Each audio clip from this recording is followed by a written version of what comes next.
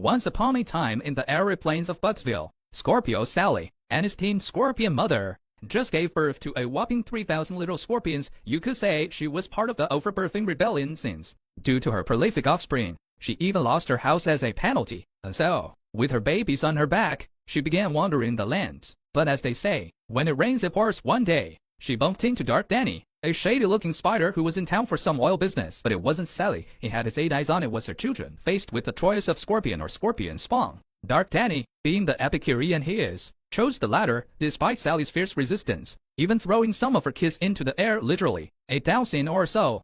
About 8,000 were consumed. Ouch.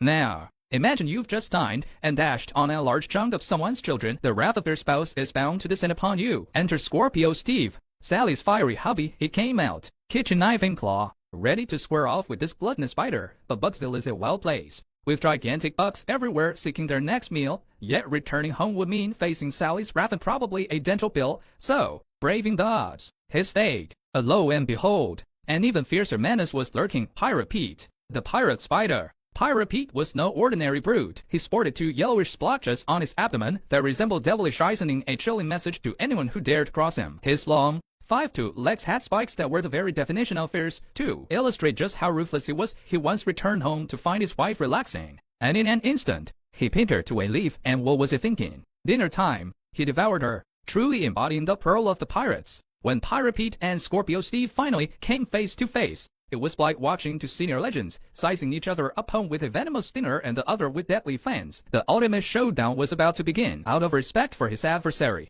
Steve made the first move, lunging at Pete's leg and aiming for his belly. But Pete, who probably had a gymnastics background, dodged swiftly. The chase was on.